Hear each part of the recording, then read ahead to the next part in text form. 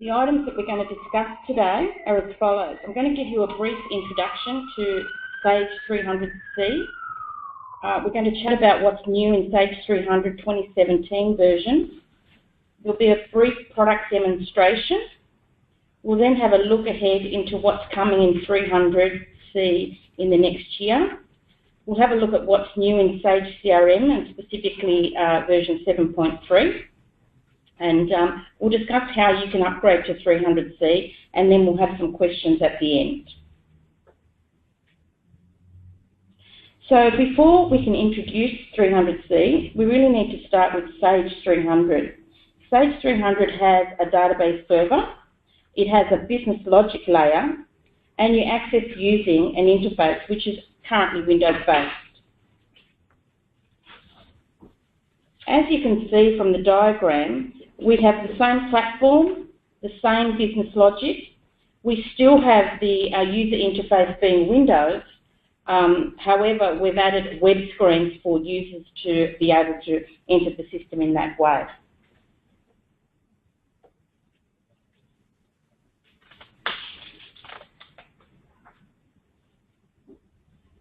So we started the 300C journey back in November of 2015, where we released the 2016 version of Sage 300. We followed through with an update in February and then another now in August. So I'm going to cover off in the PowerPoint here specifically what's come in this August release known as Sage 300 2017. One of the things that we've done is added to the web screens the ability for you to add notes, and that's the pink tile there on the right-hand side. Now, the ability to add notes means that you're able to add notes for customers, vendors, and inventory items. You're able to put specific dates on when you want these comments and notes to expire, and users are able to also dismiss these notes, and there's a full audit trail of the notes. Now, these notes are actually visible from the Sage 300C screens as well as the desktop product. So if you have users, some users using one and not the other, those notes are visible throughout the system. So I'll show you that in the demonstration later. Another thing that we've added to the 2017 is we've enhanced the payment processing feature. Now, Sage Payment Processing runs with order entry and accounts receivable. It is an additional module, and there are transaction fees that apply. But they have done some work on basically it's a click of a button to process a credit card payment. So any of the customers who are currently using payment processing will know that this has really quickened up the process quite a bit. The old charge button is still there, which allows you to review the credit card that you're about to charge. But if you've got processes in place and the right credit card has been allocated to the customer, it's much, much easier to just push that button. It happens automatically. Another feature of 2017 is they've introduced batch process credit card payments. Once again, it is associated to the payment processing module, but what it allows you to do is if you stored these credit cards and they're stored up actually in the Sage Exchange system, and you have customers that are paying you on a regular basis, you're actually able to come in here, and provided the information is stored and you have permission, you're able to set criteria where you can come and create a batch so that that batch of payments can be processed automatically with a click of a button, and it will automatically create your receipt batch and allocate the payment. So anyone who's got a payment gateway who's doing recurring payments are probably doing that without integration at the moment and rekeying possibly into their accounting system. So this allows you to actually push the button once and it does it all for you. So if you have interest in that, I suggest that you contact the guys at Microchannel, and we'll give you some details later on. Again, we released in November, and from our release in November, we have enhanced the screens. We're optimising the screens much better, and we're using the full width of the screen based on user feedback from that original release back in November. So we're continuously optimising the screens and taking feedback on those. Another feature that we've added to the web screens is you're actually able to remove fields, and you're actually able to rename some of the labels in Sage 300 web screens. So there are a lot of screens that sometimes users don't use, so they can be removed to stop the clutter on the screen. You can also rename things like zip code, we can call it postcode only now. You might have language in your business where you call your customers clients instead of customers, so you can rename those fields. So that has come in this release. We've also added a button here on the right-hand side, and this button allows us to store reports that we are using on a regular basis here, rather than having to go through the menu to print those reports. And it's also storing customised reports that we might want to use on a regular basis, so users have ready access to that from that right-hand side panel. So I will demonstrate that in a moment. And of course, some of the early adopters of the web screens will know that it is a journey, and we did the most important and the most used screens in the first instance, and with each release we're adding more and more screens. So you'll see that the tax tracking has been added, which wasn't there originally. But these web screens are a journey, and so we are going to get to the end of the journey at the end of next year, but we're adding things as we go along. So there's many more releases coming during the year than what we've had in the past.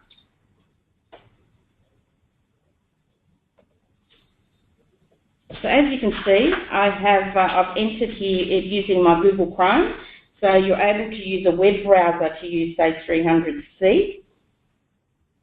This is the login screen. If you have more than one company, your drop-down of companies will be displayed here. You'll notice there's no session date. I will point that out. It's been relocated, so you can actually see it while you're processing at all times. Okay, so this is the new homepage for Sage 300C, and as you can see up here, we've found the session date where it's been relocated to. Up here, you'll see the question mark. This is where you'll get your help from when you're using the web screen. When you do choose help, it does open up a new window for help. Sage 300, it will open up to the topic that you're currently in. So if you're in General Ledger, it'll automatically open up in the General Ledger. But it does open in a new window here, and you're able to flick to it while you're still processing in the other window. So this new home page, I have just two bits of information here. That these things are called widgets, and they store important KPI information for the businesses. And we offer 15 widgets out of the box, and up to 6 can be shown on the home page of the user at any one time. So I'm just going to go through and show you some of the widgets that do come with the product. I'm going to choose just a couple of these down here at the bottom so that you can see what they are. So on the top salesperson widget, you can see that it's showing us the information of the top salespeople for this period. You're able to update the settings and say, oh, I want it by month or year or what have you. So there are some settings that you can change, but we are bringing full customisation at a later date. So in the inventory performance, I'm just going to edit the settings, and I'm going to choose it to start from period 1, so we have got some data that we can look at. And then you can see the performance of your inventory items, how many were sold in that particular year, and so on. The activity trend shows you your pending orders. I'm just going to change that for the year as well. so we can see some data updates. So again, we're seeing how many orders we've made in that period and how many shipments we've made in each of those periods. So, if that's important to the user, they might choose to have that widget on their desktop. With the receivables aging, I'm just going to change some settings. As I said, it's not customizable, but there are filters that you can apply. I'm going to choose a filter based on salesperson. And you can see the finders here in Sage 300. They're pretty similar to the way they work for the desktop. So I'm just going to choose Susan.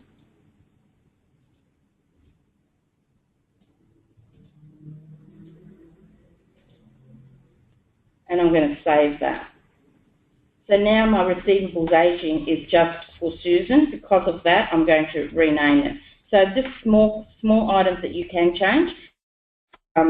It makes it easier for the user if we're looking at the right information. So we'll save that.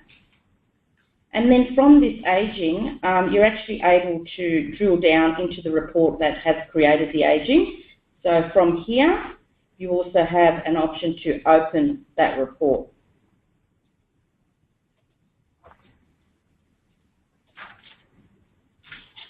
And that's just a standard Crystal report. That's the aged receivables report, and you'll see that it does balance tie with that 180,000 that we saw for Susan on that screen there earlier. Now you'll see, I'll just move this out of the way. You'll see here that this blue tab is called an Open Windows tab, and what that does is it accumulates all the open windows that you have on the screen at the same time. At this point in time, we have just the one open, and this is where you will close that report or those windows from. So I'm just going to close that up. And before we go anywhere else, I'm just going to carry on and show you the menus. So in accounts payable, this is how you would enter and go to your transactions and to your invoicing. Accounts receivable, there are all those subheadings here on the left, and then the actual task that you complete in those menus. The general ledger, it's going to pop open the GL accounts area, so you can see the GL. Sorry, I think we've got 1,000. Okay, so that's our petty cash account. Everything that you normally have in your desktop product, only displayed in a different way, meaning you can access it via a browser from anywhere if you choose to, or if your IT department allows you to. So I've come across here, and I'm just going to come along and open OE, and we'll come back to that later in the demo. But this is the OE window. So you can see from the Open Windows tile that it's still saying that I have the general ledger open, and I now have order entry open. So everything you have open will be listed there. Okay, so this new notes icon, I'll show you how that works.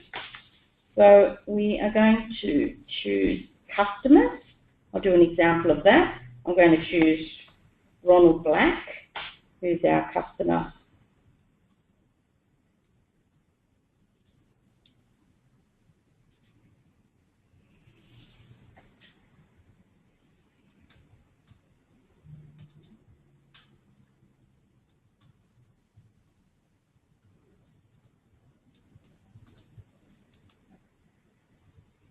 Okay, so what I'm going to do with this note, it is only for Ronald Black, for one particular customer, and I'm going to uncheck the cannot dismiss, which means once that user or my users see that message, they'll be able to dismiss the message because it's no longer required because we've actioned it.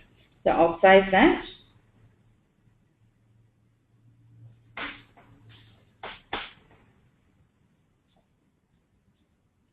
I'll close that note and we'll create a new one.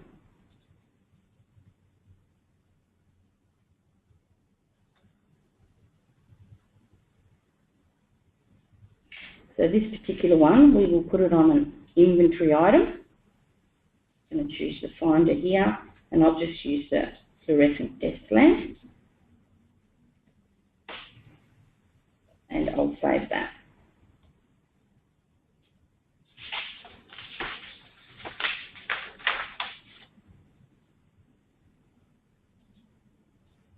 So this third item is the new reports tile where we can add customised reports.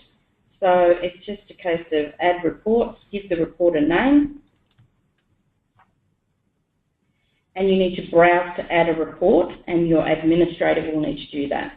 These reports need to be put in the shared directory, and in this version, whoever has access to 300C will have access to these reports. So if it's sensitive information, you may not want to put it here in this version. In December, we will be bringing security around who can see what reports, but at this point in time, it's all or nothing. So I'm just going to choose this customer report, and I'm going to save. So I've just added it there. So from when I'm in this screen, I can come along here and choose that report. So these are just crystal report criteria. I'm going to choose Canada because my demo data is in Canada, and it's just a sample report that was created earlier. So as many reports as you need, and any of the customised reports that aren't in the system, that don't come with the system that your partner has created for you, it's a good idea to pop them there if you're using them on a regular basis. So I'll just close that report here. And I'm going to go to Accounts Receivable now, to AR Customers and Customers. So very similar menu structure, but it just looks different to what you're using in the desktop. I opened it and I popped out. Okay, so I'm going to go to my customer called Ronald Black,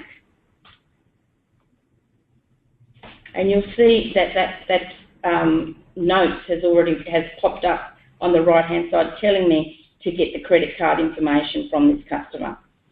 Now, if you're using the payment processing module, you will have this credit card tab here.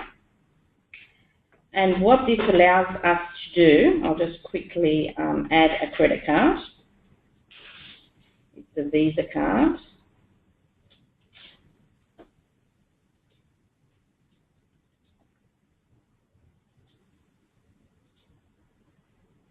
And I'm going to say use as default. And that's that new button that I spoke about. And approved for automatic payments is that batch processing of payments that I spoke about earlier. And then you can add this credit card.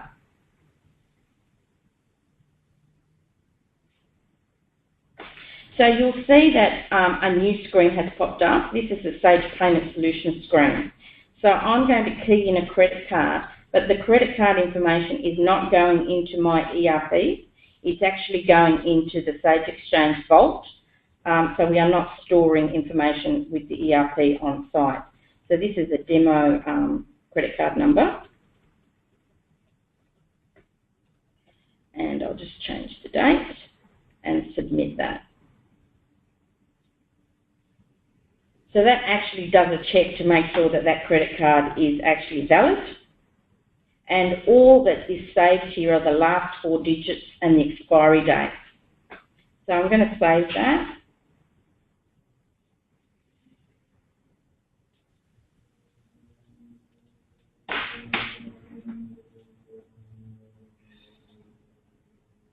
And as you can see, in this container here, I have 1 card, but you can have many. Obviously, you can't have more than 1 default card, but if you are using the default or the automatic payments, it comes here and it looks for the right one. So you can have as many as you like. So if you've got the customer saying, I'll just charge my card, then you can say charge my Visa or charge my Amex or what have you. Now, I'll just remind you that there are extra fees for this service, but that is one of the things that has been enhanced. Okay, so I'll just save that and hop out. Now, you'll see in the options area, there's this new customise section. And this is where we're allowing you to make modifications to the screen to remove things that you're not using in your business or to rename things. Okay, so I'm just going to give you an example of client ID instead of client and customer name, and client name. So that's renaming. And then I'll come across to this short name field. So you can see it here. So I'm going to find that field and remove it because as a user I don't want to see that. Okay, so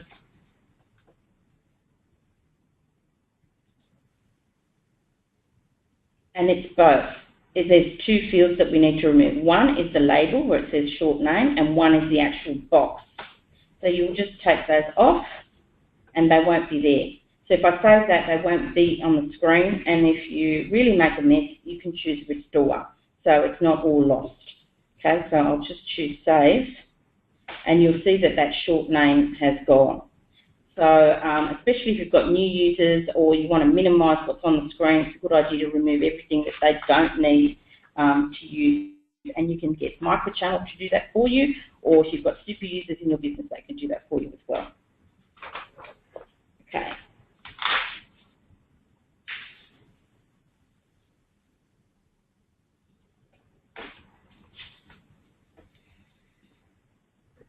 So we're just going to pop over to our open window here, and we're going to go to order entry.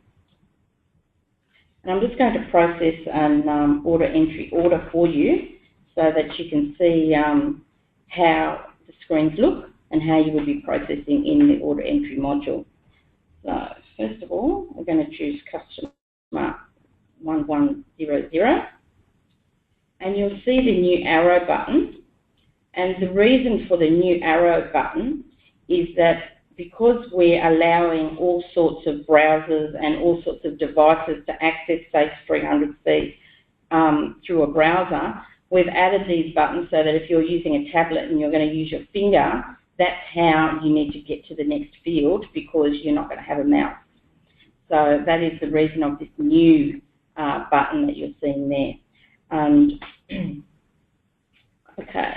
So I'm just going to minimise what I key in. I'm going to add a line, and I'm going to add the fluorescent desk lamp. I'm going to select that, and you'll see that it's automatically popped up and it says that it's going to take 2 weeks delivery. So if I've got a customer on the phone, I would be prompted to give them that information. So I'm just going to close that and continue. And you'll see down here that we have pre-authorised and quick pre-authorised. This is, again, when I spoke earlier about the new button that they've created, it means you're not actually displayed with the credit card details on the screen. It automatically just happens.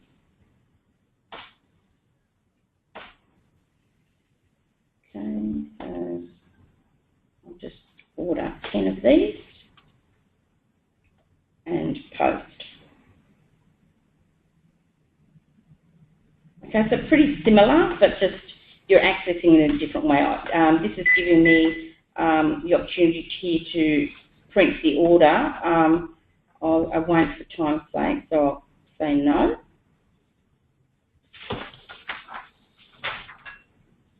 And let's go along to accounts payable now, and I'll show you how we would create an AP invoice in 300C. So AP transactions, and you can just jump to the invoice entry, but I'll create a new invoice batch here at the moment. So it's create new. It asks you for a batch description, like the desktop product, and an entry description. It asks you for a vendor number, so the finder, very similar to what we have at the moment. So you can use the contains or the starts with to do your searching. I'm going to choose the vendor 1350, select that.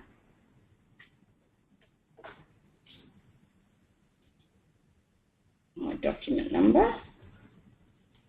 My document total is 649.50.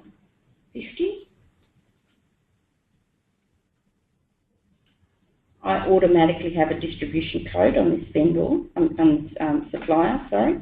So my distribution amount is 600.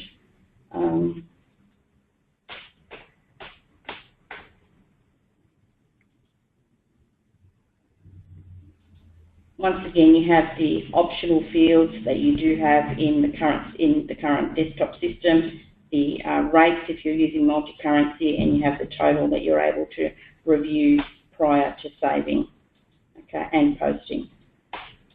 So I've just saved that, so pretty quick. So what I'm going to do now is take you to the desktop product,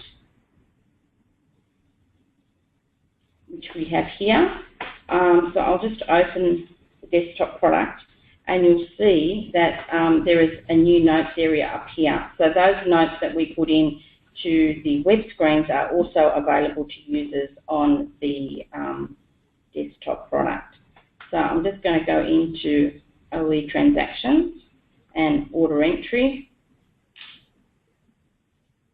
and I'll bring up a customer, and this time I'm going to use that same fluorescent desk lamp,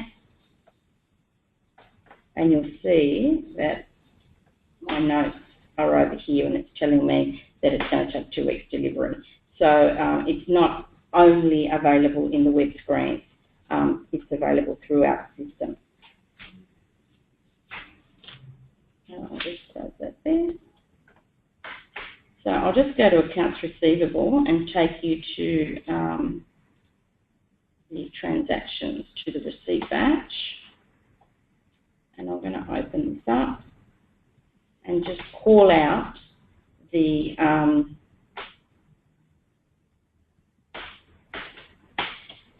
quick charge button, which has been added to the credit card processing module.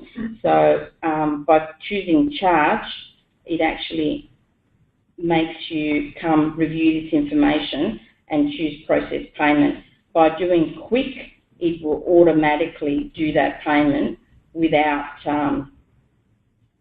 giving the option of seeing what I've got an update to do, so it's not working at the moment. So I don't want to do that update online here. But basically, by choosing the quick button, it just does it for you. It gives you back an authorization code without the user having to switch cards or review cards or do anything, and a lot less mouse clicks. So that is available in both the desktop and in the Sage 300C screen, web screen product. So I'm just going to pop back to the presentation now.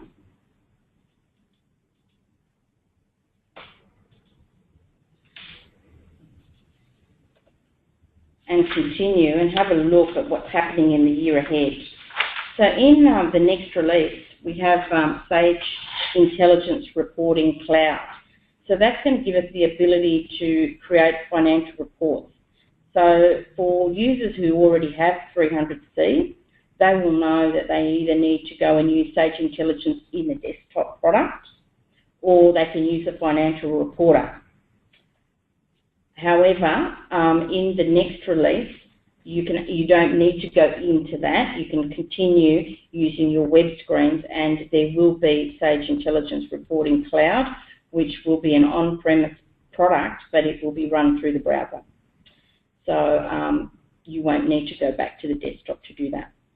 We are bringing accounts payable automation integration into one of the next releases within the year. And that will allow automation so that you can scan and your invoices will already be in accounts payable, so a lot less keying in and so forth. There are further screens coming, and two of them very important screens that are coming is the order entry invoice screen and the shipment screen. At this point in time, it doesn't mean that you can't do invoicing and shipment, but you just can't do it from those windows. You need to do it from the order entry, order confirmation screen at this point in time. We're also going to be adding the ability for our third-party developers to add even more controls to the web screen. So if there's something specific to your business that they might have created for you in the desktop and you want it on tablets and on the 300C screen, then they will have that ability during next year when we also release it's further enhancements to the SDK, so they can do that for you. Or you might need some new things created. We are also adding bank fees, where we are looking at pulling bank transactions and then they're stored so that you can automatically create the transaction for either payables or receivables. So that looks like it is coming. We are looking at using something like Yodlee to start with, but we are also talking to the banks directly because we understand that some customers don't like using those kind of products, and so we are looking at the major banks to start with in Australia. So with bank fees, that I think there's a lot of investment companies and things like that wanting to use that to pull the interest and stuff and automatically post those transactions rather than doing invoices and receipts and so forth. So we have that coming. We also have for Sage CRM users the integration to the Sage 300 web screens. So it means the 300 web screens will be embedded in Sage CRM. So if you are using Sage CRM, the same look and feel. And some improvements coming there.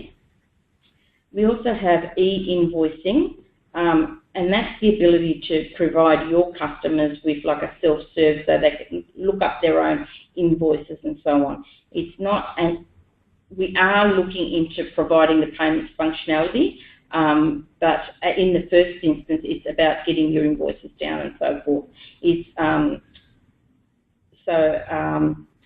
Your customers will be able to more or less go to a customer self-service portal and look at their statements and pull invoices down and so on. And we are looking at adding the payment functionality there where they could automatically pay it. Now, when that feature comes, there will be transaction processing fees associated with that.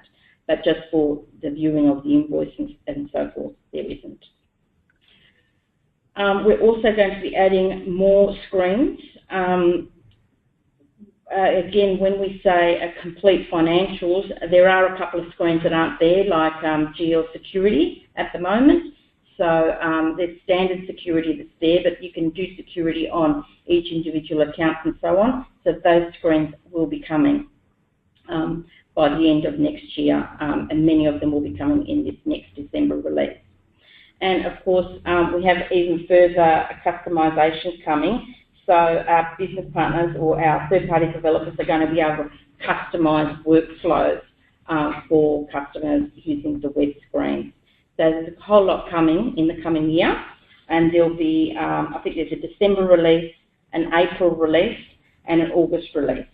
So a lot more that's coming that you may choose to upgrade when you see the right things coming in, or you may choose to upgrade now and start taking advantage of what's here, and then obviously take advantage of what's coming as well.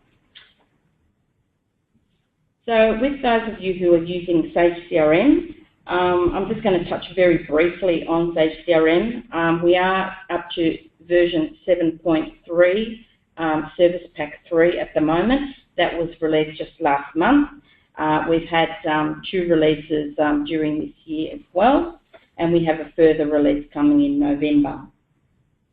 So, and just a reminder that anyone that's using Sage 300 is eligible for a CRM system and free user. So if you wanted to discuss that with Microchannel, that would be great. But I'm just going to give you some indication of what was in this September release. Those who are already using CRM would have received a communication regarding this, but we have enhanced the MailChimp integration. So you have the ability to say what information you want to pull and send to MailChimp. We have made some changes to the workflow. So there's a new create appointment functionality there, and the user can choose whether to record emails sent from CRM workflows as communications, because right now, well, until now, it was a manual process to record those as communications, so they're happening automatically.